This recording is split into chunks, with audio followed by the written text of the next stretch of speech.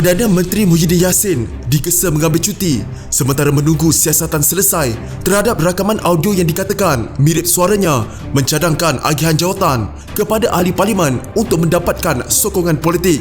Menurut Peguam Muhammad Hanif Katri Abdullah, ini untuk mengelak tanggapan negatif terhadap siasatan berkenaan dan bagi memastikan keadilannya. Dalam kenyataan, kata Hanif, Suruhanjaya Pencegahan Rasuah Malaysia SPRM harus diberi ruang untuk melakukan penyiasatan terhadap kes berkenaan. Walau apa sekalipun, pihak berkuasa yang terbabit iaitu SPRM hendaklah diberi ruang lengkap untuk menyiasat perkara ini dan mengambil tindakan lanjut terhadap sesiapa yang terlibat melakukan sebarang kesalahan jika ada berdasarkan prinsip kedaulatan undang-undang, katanya dalam kenyataan. Kenyataan Hanif itu adalah bagi menyokong kenyataan yang pernah dikeluarkan seorang lagi peguam, Aidil Khalid, bagi menggesa Muhyiddin mengambil cuti berhubung siasatan berkenaan.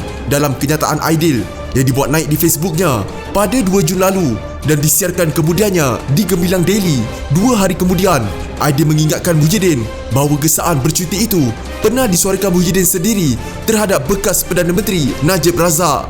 Beliau merujuk kepada kenyataan Muhyiddin pada 2015 yang menggesa Najib bercuti sementara menunggu selesai siasatan kes 1MDB bagi membenarkan siasatan dilakukan secara menyeluruh meskipun ketika itu Najib belum lagi dituduh di mahkamah. Bagi membenarkan proses siasatan berlangsung secara adil dan bebas, Muhyiddin sewajarnya mengambil cuti atau garden leave sehingga siasatan tersebut tamat.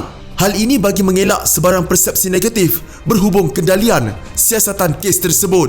Keadilan bukan sahaja perlu dilaksanakan, tetapi ia juga perlu tampak dan ditampilkan. Jika Muhyiddin boleh mencadangkan perkara itu kepada Najib, maka ia juga perlu diamalkan dan dilaksanakan oleh beliau sendiri pada hari ini, memandangkan beliau kini adalah dalam siasatan, kata Aidil dalam kenyataan tersebut. Pada 7 Disember 2015, ketika Muhyiddin masih timbalan Perdana Menteri, beliau dilaporkan menggesa supaya Najib bercuti semasa penyiasatan 1MDB bagi memastikan penyiasatan dapat dilakukan secara bebas. Sementara itu, Aidil dalam kenyataan sama turut berkata keseluruhan ahli Kabinet Perikatan Nasional juga mungkin perlu bercuti memandangkan turut terlibat dalam transaksi pembahagian jawatan yang dikaitkan dengan Muhyiddin itu. Pada 1 Jun lalu, Sayap Pemuda Bersatu dan Pakatan Harapan tanpa wakil PKR telah membuat laporan SPRM berhubung klip audio mirip suara Muhyiddin yang mencadangkan anggota Parlimen UMNO dipikat dengan jawatan menteri